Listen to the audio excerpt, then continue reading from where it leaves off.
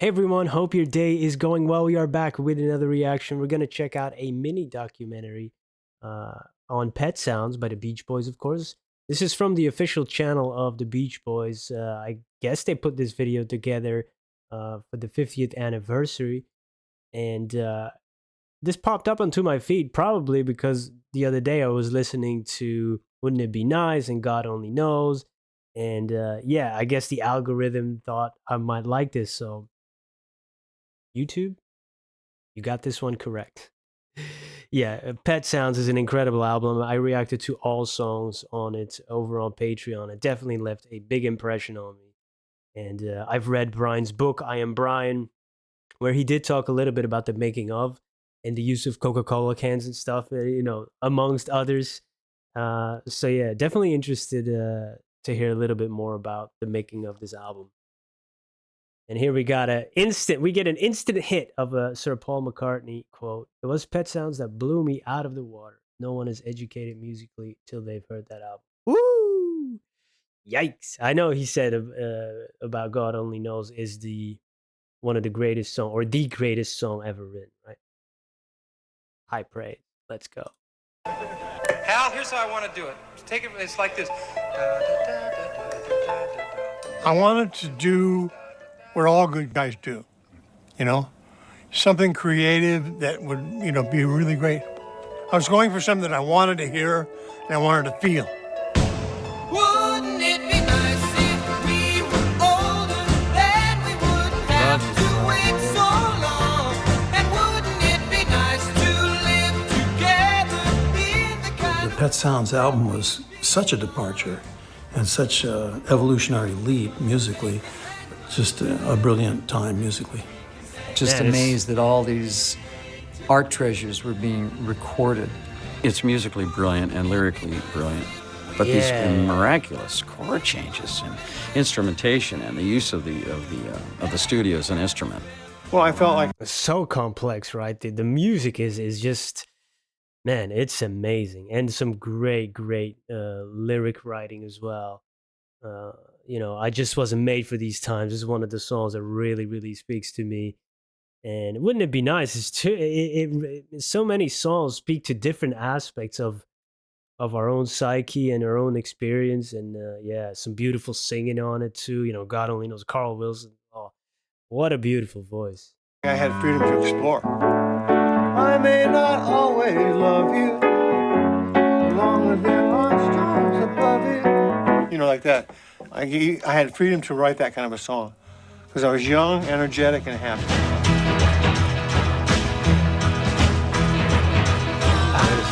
Nobody was prepared for something so soulful, so lovely, something one had to think about so much. Yeah, I'm waiting for the day. Yeah.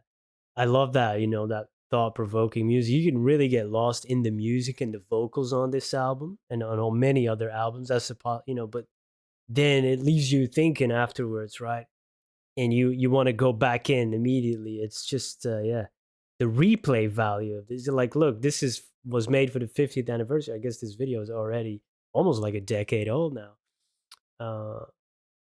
And I bet in 100 or 200 years, people will be listening to it still, because like the replay value it's just amazing. It's masterful.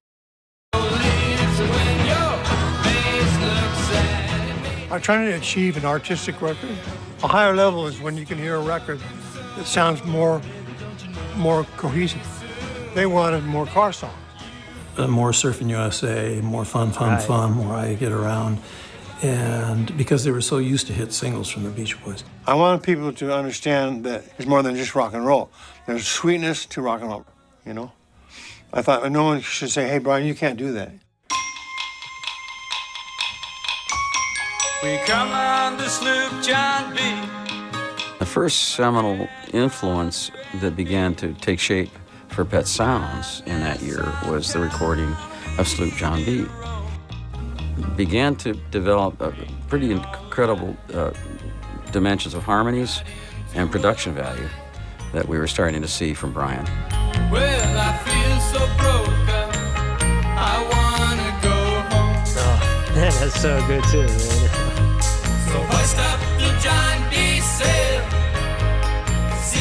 I told Mike, I said, you know what, Mike? I said, you know, I like car songs and I like surf songs. I said, but we have to grow musically now. Right. He goes, well, how? And I go, just trust me. Just do your tours and I'll get the music together. We keep touring. He goes into the studio, and ergo Pet Sounds.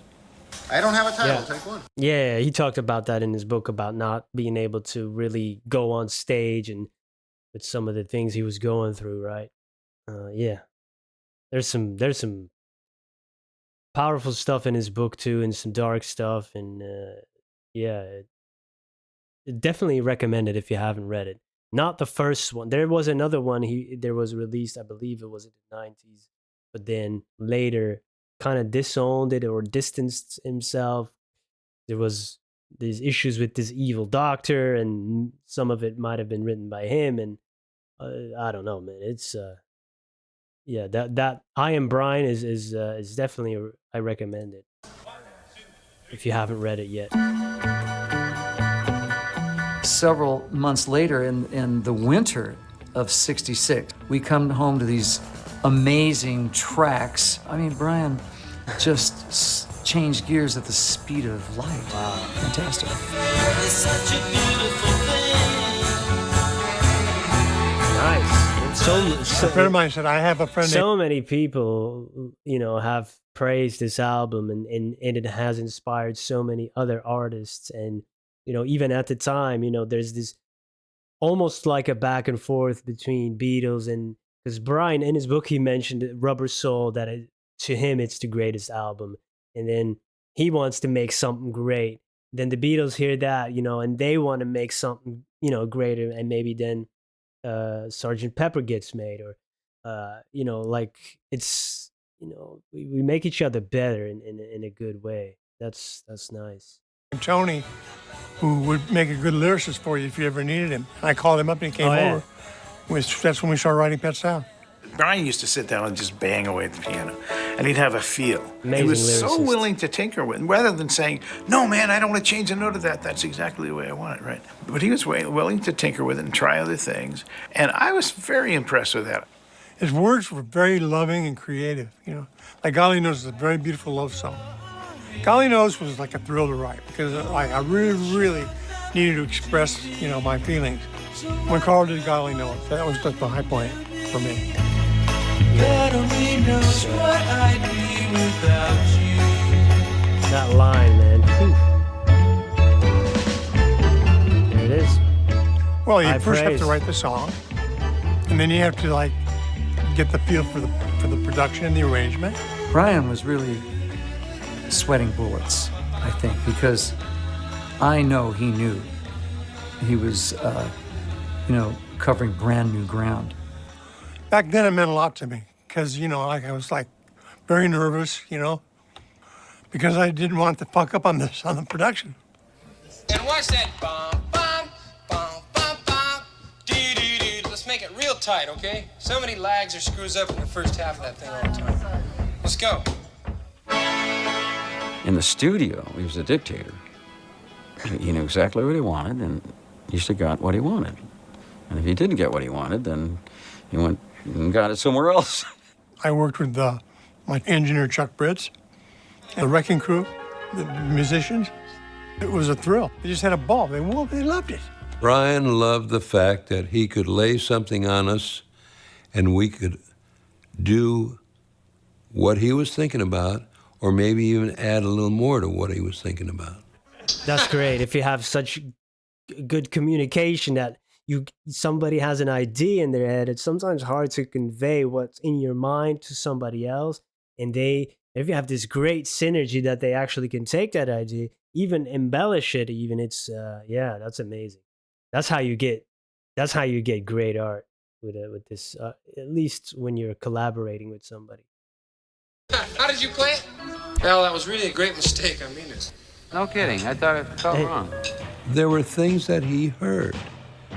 Maybe I didn't hear him or anybody in the band heard him, and somehow they worked.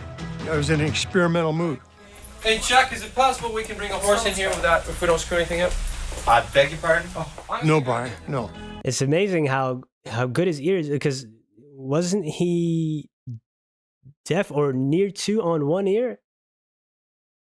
Maybe that's why Bob Dylan's quote said he should donate that ear to the Smithsonian. Okay. My folks when I wrote Oh, here it is. Eric what I Clapton. was up to said that's not me. He had Yeah, this that's cool and nice. obsession with finding the perfect sound. And when you listen to just the vocals, you really see where there's some masterful stuff there. The arrangements and the blend. The harmonies are And incredible. what can you say that would make them defensive? He's got to keep young guys, coming in off tour, #1 records. Now he has to control everybody and still do his art. It was pretty tough. Here we go. Hey, move in and belt it out. I know there's an answer. The chemistry around a microphone gets tense. And we start, you can't help but start giggling. And pretty soon, we're just cracking up. And it just, we never get out of there. I said, guys, are you in the mood to sing a good song? And they go, sure. So I taught them their parts, and they all got in there and nailed it. Sometimes I feel There we go. very sad. It took 3 months of hard work to get Pet Sounds done. I was so proud of it. When I played it, I was very proud of it. Very proud. Rightfully so. It's so sad to watch a sweet thing die. Well, the A&R guys, they have to appreciate the music. And they just didn't hear it. They said, well, this isn't commercial, So about a couple weeks later, they said, okay, we'll put it out. And here we are, 50 years damn later. I can't believe it. And it's certainly getting us due now. Yeah. Yes, I do. I think Pet Sounds is a legendary album. I wouldn't change one note. Wouldn't it be nice? What a great Trying to opening get track. across a feeling to the audience, a feeling of joy.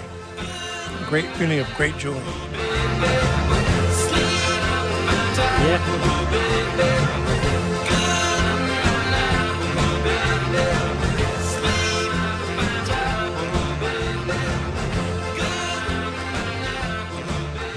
Very, very cool to see. And I know there's probably a lot more out there on the making of this album and more analysis. I thought it was a good taste to check out this from their official channel.